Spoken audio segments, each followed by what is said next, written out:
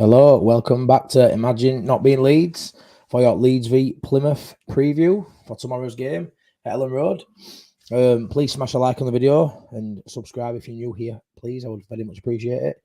But most importantly, lock up your grandmothers and nanas because Wayne Rooney is coming to Leeds tomorrow. Big concern, big concern. So, what's everyone's thoughts? I'd like to get some of your thoughts in chat. I are massively into stats or football data as such. I look into it when I need to, when I think it's going to be a tight game. I don't read too much into stuff when we're playing Plymouth at Elland Road. That might sound pig-headed, and yeah, I might look like have I got my face tomorrow at 5 o'clock tomorrow night. Who knows? But I would have to say this should be a game that Leeds win and win comfortably. I think I tipped on the final pint with all the Leeds bros on Sunday. I think I tipped a 4-0 win for Leeds, and no, it's changed my mind. Plymouth are coming to Elland Road. They can't play Darko JB, who I think's had a mixed time there over last season in a bit, but I think recently got some rave reviews. I think he's doing quite well. Everything they do well anyway, he seems to be a part of it. So they haven't got him playing. They've got Adam Forshaw. I think he's coming to a bit of criticism lately, but he seems to start for them. And he started last week, so I assume he'll start this week, and he was surplus to requirements at Elland Road. So if they're the sort of players they've got in that starting lineup, I would say it's nothing to really worry about.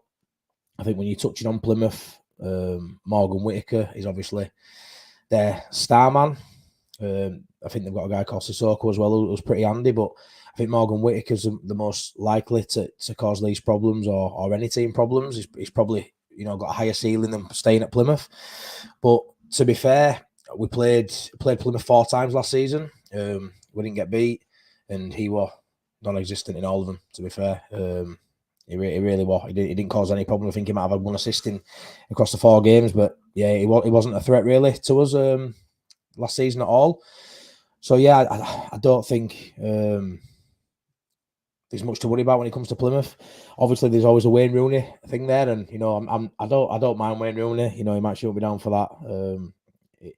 He did a lot of good for England when I got in my teenage years, and yeah, he was a good player. So I don't hate him too much, but I'll definitely be chanting along with 36,000 other people tomorrow, chanting whatever abuse we throw at him.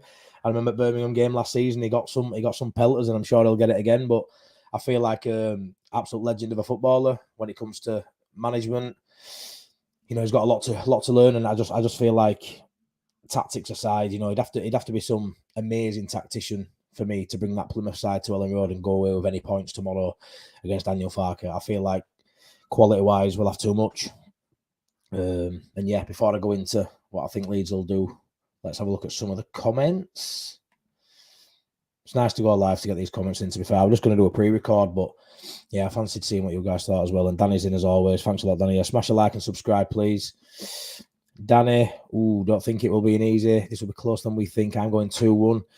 Danny, you always think it's going to be tight all the time, and you've been proven right recently, but surely not tomorrow. Surely tomorrow you will be wrong on this occasion. Can't be 2-1. These aren't going to score against us tomorrow, Danny. They ain't going to score against us tomorrow. Yeah, we've got Bogle out, but I think Bardem will fill in there. But I don't think that'll affect that back four at all. Midfield will be all right. They've had 7 days rest, and yeah, maybe I might be a bit too hyped up saying 4-0 because we potentially got James out. We'll have to see, and Solomon may have to start on that left again. It might be a bit rigid up front. We'll have to see who goes up top as well. So yeah, maybe 4's a bit much, but I just don't see him scoring, Danny. I don't see him score. I could see us getting 2. Yeah, I could, but I just can't see them scoring, Paul. So, and yeah, congratulations on your debut on Not Another Leeds podcast. Yeah, anybody watching this that knows of Not Another Leeds podcast, I'm on there at 7:30 for my debut over there. That should be fun. Decent crack. A bit like me, not massively on stats and tactics as such, just Leeds fans who love the club and love a good chinwag about it. So yeah, I'm really looking forward to that. Should be a laugh. And he's told me I've got to do fancy dress, so I've got a bit of face paint, which our lass is going to get creative with once I finish this. So I'll probably look an absolute plank more than I normally do, which will be fun anyway. There she is. Hey you, babes. On the Leeds Bros, what's happening, Matty? I hope you two are doing well after your wedding antics yesterday. Gone to a wedding, and I've seen pictures of Dylan. It wasn't pretty, and you're a very handsome man, Dylan. But yeah, I can see you had a few too many drinks. So yeah. Evening, Amy. Thanks for tuning in. On Leeds Bros and Amy. Evening, yeah. Oh. Sissoko suspended. I think I didn't realise that, didn't I? Well, that's a plus, isn't it? And I've heard also is it their centre half and captain and centre half? I don't know if it's the same person or both out, long term injuries as well. So that's obviously a decent thing for us. Like I can't argue with that. Amy Tolan 3-0. On the Leeds Bros. Ooh, 1-0. Ooh, just like Danny. Have some faith. Elizabeth Meikle 2-0. Yes, I don't see them scoring. I really don't.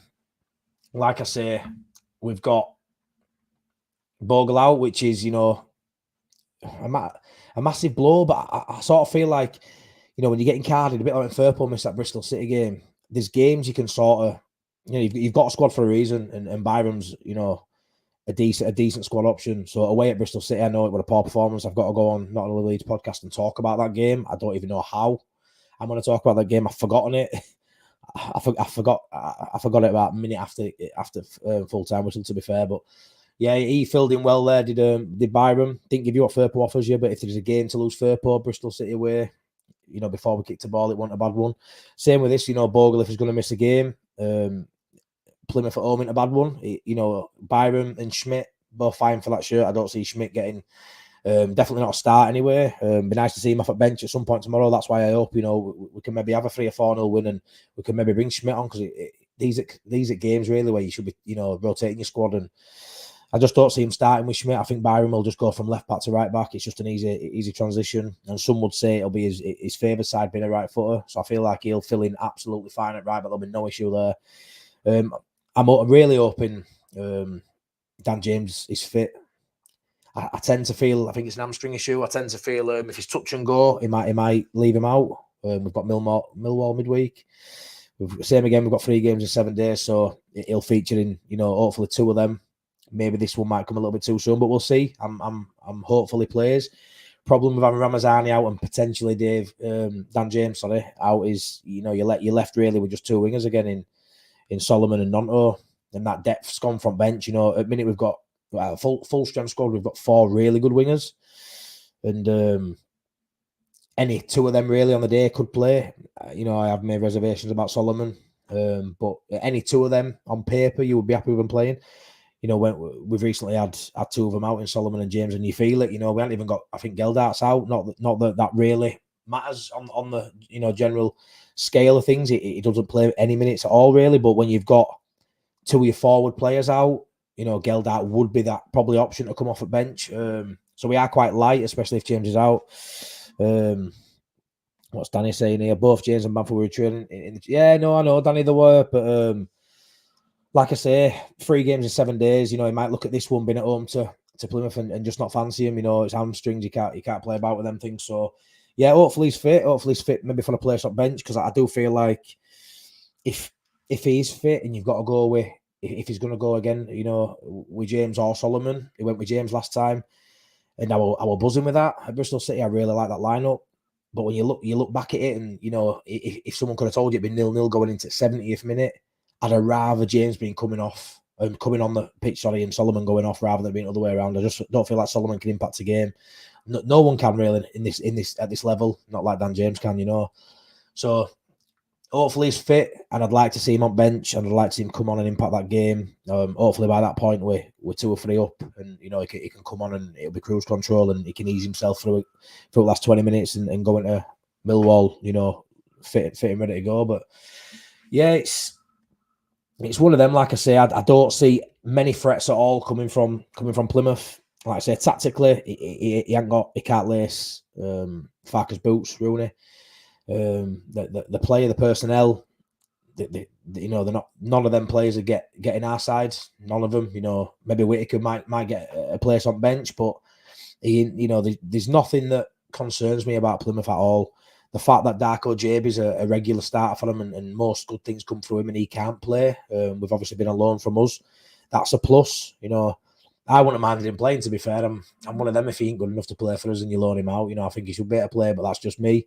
I'd like to have seen him tomorrow, to be fair, but I know their rules at game and you can't. But like I say, I just don't see anything other than a convincing win. I sort of look at it and I go, with Leeds United, these sides that come to Leeds, these games will just need to be knocking out of the park now, without any fuss, really. You look at it, they've scored 1 goal away from home. I think they played 6 or 7 games. They've won one. They've got 1 goal away from home, no wins. We've obviously just lost the ones to Burnley, but we haven't really had. I don't think we've had many bad performances at Elland Road this season. We've had a couple of passive ones where build-up's been a bit slow, but I don't feel like we've played poorly, really, in any game, home or away this season. Some might disagree, but I feel like this is a game with, very much like Cardiff away, as boring as that may have been for some. I sort of feel like this will be a game we won't have to really get out of second, third gear, and we should win comfortably. I don't know which way they're going to play. You'd think, being, a lesser opposition, no offence, but they'll come and sit in. But I don't know if that's their game. I don't know if they've got that, defensive capabilities, really. They've conceded, I think, 13 or 14 goals away from home. I mean, even at home, they came back from 3-0 down at home to Preston last week. So they show resolve. It shows they're still definitely playing for manager. All goals came after half time. So Rooney's obviously got influence on that dressing room, and he's obviously he ain't doing bad there, to be fair. I think they're down 21st, but to be fair, it's where I'd expect Plymouth to be. They're not sat bottom with no wins, are they? Their home forms, they're big and really. They've had a couple of good wins. They beat, I think, Sunderland at home. They are a bad side at home. I do feel like away from home, statistically, I do think they're the worst. And I think at Elland Road, we ain't going to drop many points at Elland Road. We're definitely not going to lose many more at Elland Road, if any, this season. So I don't see a world at all where they're even going to leave with a point. So yeah, they're my thoughts on it. What's Danny saying again? I've had £10 on Mez making a mistake to lost 35-1. I don't know if that's true or not, mate, but there's absolutely no way, surely, that you get odds of 35-1 on Mez making a mistake. Surely not. Surely it's like evens. Maybe I'm being asked, but surely you get evens on him making a mistake. It's highly likely that if you stick it on him for long enough in game, he will make one. Think off the ball, they're dropping about 5. Yeah, they might do, mate. Especially away from home, I would imagine they do. Like I say, I don't think it'll matter. I feel like with Leeds, it's all about taking those chances early when we get them. We miss big chances quite a lot in games, and we speak about it quite a bit on the final point with Darren and Dillo, and Dillo's massive on Leeds' starts, and we can all see it's we tend to start really well, really quick at Elland Road, but other than that, that Watford game, we don't really score as chances, so it always sets up for a nervy atmosphere. Obviously, 36,000 fans, all vying for blood. We all love it. We wait all week to go to games, and that expectation is there with Leeds, and it's something they've got to get. These players who aren't used to it, who are here this season, have to get used to, and I think they've adapted really well to it. I don't feel like there's anyone playing at the minute who look like it's weighing heavy on them. I do think, like I say, I'm massive on mentality in general life on football, and I feel like mentally, the players look really good. Even Melia, when he made that mistake at Sunderland, he came back and the lads dug in and made sure he had a quiet night against Sheffield United, and he hasn't looked bad since. He's always going to look a little bit flappy, but I feel like in big moments, we've given away penalties.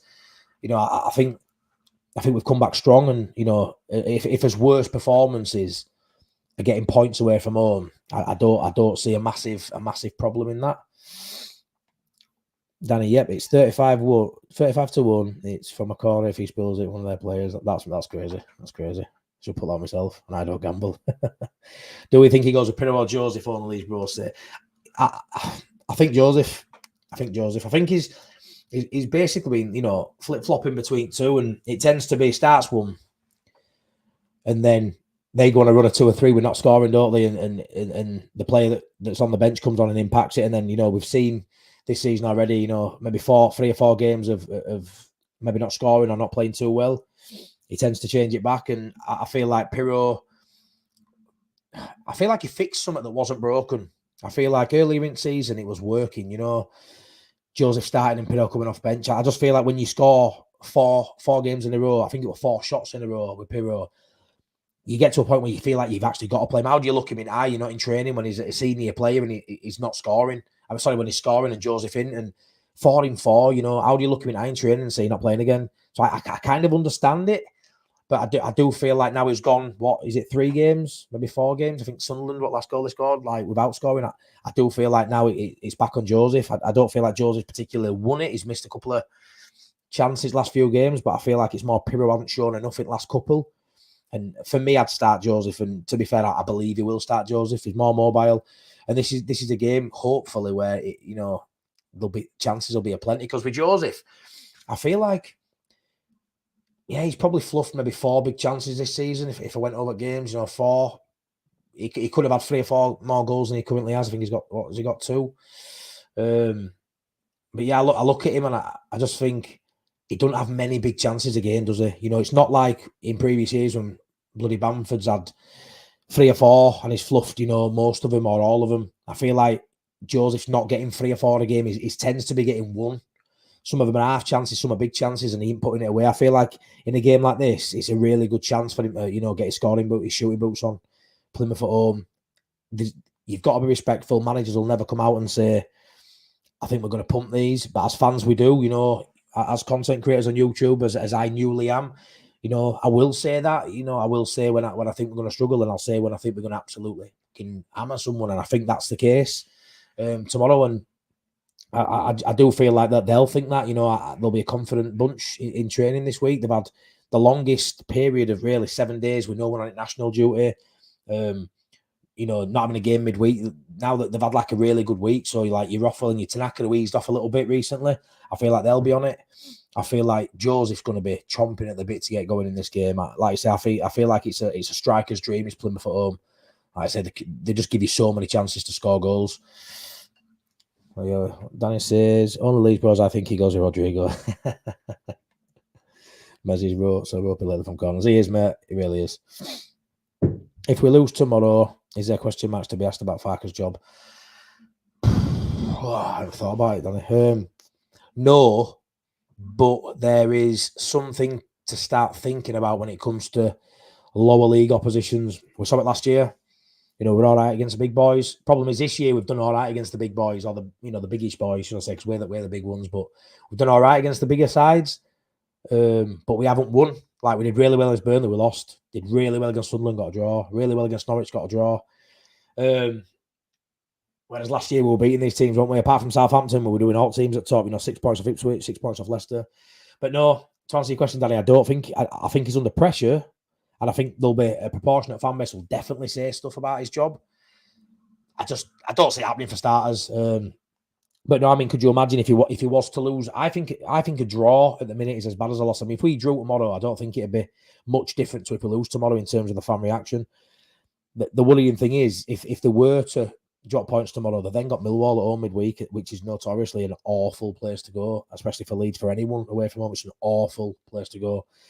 So for me, I'm usually, it's all about the 3 points. Just get the win. You'll grind out wins. We want to go on a bit of a run now where we just go through them, just go through motions. But I feel like we need a performance tomorrow as well. I feel like you got to think that's 2 performances in a row, as in 280 minutes in a row have been very poor. I say that with the Watford game because we scored 2 goals, but we scored them 2 goals in the opening 7 minutes, and the game was 97 minutes long. So after we went 2-0 up, there were still 90 more minutes where Watford played really well, and then obviously Bristol game. So really, we've gone 180 minutes playing football, 180 plus minutes playing football without scoring a goal since Ramazani went off, and you look at it like that, and that is a worry.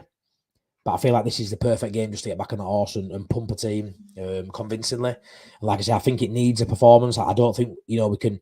I don't think a 2-1 or a 1-0, like a few of you have mentioned, is good enough against Plymouth. I feel like even a win, but with a poor performance, will still get questions. But I think it's way too soon to be talking about, Danny. You've only got to look at quality at league. We will be fine, mate. But yeah, there'll be people mentioning it for sure, but not me. Let's hope Joseph starts. Yeah, I agree, Aina, mate. Like, massive Joseph fan. I like Pirro, but I like him off a bench. And even Dylan from All the Leeds Bros, who absolutely loves Pirro, he was singing his praises when other people weren't. Even he agrees that Joseph should be starting at minute. He really does. I think we all know Pirro is better off at bench, and it just works for me. It works. Let Joseph run around. Hopefully, he can get some goals. And if he doesn't, he's going to run. He's going to occupy defenders. He's going to tire that defensive line out by stretching them, pulling them from pillar to post, and then let Pirro come on with game stretch. 20 minutes left.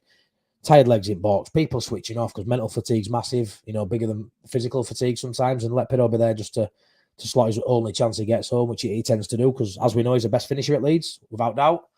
Maybe best finisher in league, right up there. It's his rest of the game what, I think Joseph offers more than. Yeah, I agree. Answering Danny's question about him Farker's job, yeah, I agree. Only Leeds bros. No excuse for full week training. Yeah, exactly. No distractions this week. Yeah, a couple of niggles, like I say, James and Bamford potentially, but yeah, I said about Bamford the better. Sorry. I think Millwall will be the hardest out of the next 3 games. It's London. We don't do well in London. Yeah, you say that quite a bit, mate. Don't you, with the whole London thing? Yeah, it's been a massive problem for us for a long time, and we just don't do well in that part of the country. But like I say, I say it quite a bit. I think this is, we've got players in there, new players this season who are in this side who are scarred by these past performances, and I do feel like this side's come through a bit of adversity with the injuries and stuff, and I do feel like, to be fair, it's not a new side as such, but I just feel like this team, any of those omens, any of those things that hang over previous years, I just don't feel like it really matters this year. I don't feel like it bothers them. Previous years, yeah, there were a period of time last year before where we just couldn't win a game in London at all. Like every time you played in London, you might as well not watch a game. I don't really feel that now. When we get back to Premier League and you're going away to Chelsea and Arsenal and Tottenham and West Ham, then I'll be back on that train with you, mate. Like London's horrible, yeah, but in this league, yeah, we should be fine, mate. But yeah, I know what you're saying. But Millwall, regardless of where it is, if Millwall were in bloody Bradford, it'd be an awful environment to go to because it's just a hostile, old school stadium, and it's just we know what they're like, mate. We've all seen Green Street. Pirro, old Swansea striker teammate, playing for Plymouth. Someone's over for me. Is that where it's from? Yeah, right, okay. Well, hopefully it's Pirro who's happy come end of that game, pal. Hopefully he comes on and bags 1 or 2 from the bench. But yeah, that's going to be it, guys. I need to go get my face painted and look an absolute fool. I don't know if you've seen the story or the clip they put on Instagram, Not Another League podcast, and they superimposed my face onto Dracula, and it's awful, but it's funny. Like it should be good crack. So yeah, head over there for 7:30 and show that channel some love. Good set of lads who run that page, and yeah, if you wouldn't mind smashing a like on this, please. And I am. Just have a touch up, put my lipstick on, put my blushing on. But yeah, if you smash a like on, please, and subscribe to the channel. I'm loving doing this. And just a quick one, on Sunday at 9 o'clock, the final pint's back as it usually is at 9 o'clock, and we have South Stand Cam LUFC's owner in Billy. He runs that YouTube page and TikTok, and it's a really big TikTok account. I think they've got 15,000 followers on TikTok. Just an absolute legend of a man. He films all footage from South Stand. He tries to get to plenty of away games as well, and yeah, it just gives a different vibe. I mean, you all know who watch my channel regular. I've suffered with mental health in the past, and going to Leeds games has really helped me overcome stuff. And I meet up my best pal, and I might have a pint, I might not, but I walk down and I put world to rights. And then you speak to someone like Billy who'll have loads of good stories. I'm hoping on Sunday where he goes and it's a sesh with lads all day, and it's proper football. I've never really been one of them. I tend to go and enjoy a game, and I sit up in East Upper, up in God's posh seats, people say. But yeah, I sit up there for view and I enjoy it, and all that side of stuff. And then you've got Billy who's behind goal in South Stand, and he just loves it, and he's on it all day with lads. And some will say how football should be, which I don't tend to disagree with really. I'm just I'm getting closer to 40, and that's just not my bag, like. But it'll be great to get Billy on. Like I say, he's had his YouTube page for I think about 3 or 4 years now, and yeah, his TikTok's grown really big. And if you go check it out on TikTok, he's got an absolute pelter where he's giving Trippier some right abuse Corner Flag when he comes to take a corner, which is just hilarious. It's got a fair few million views, but he's a top guy, and he'll be joining me, Darren, and Dylan. Hopefully, Darren can make it. I think he goes to Spain on Sunday, but he should be finding some Wi-Fi somewhere in his hotel to jump on. And yeah, I'm really looking forward to that. So there'll be 4 of us on that show on Sunday. So tune in for that, and that's on my channel. Yeah, on obviously Imagine Not Being Leeds at 9 o'clock. So yeah, guys, get subscribed. Yeah, thank you very much. Smash a like, subscribe. Biggest supporters in the world, on Leeds Bros and Danny. Honestly, I appreciate it so much. Really do. Don't have TikTok. I didn't, mate. I only started one about 3 or 4 days ago. I'm still, honestly, it's so hard trying to get to grips with all these social medias just to try and get more eyes on your channel. Especially, you know, I've got certain messages I want to try and get across, as well as, you know, with the ups and downs episodes as well. I want to try and get people more people involved, which me and you spoke about already, Danny. So it's important I get across as many channels as possible. Whatever on the Leeds Bros are doing, I just tend to go along with them because they're doing it well.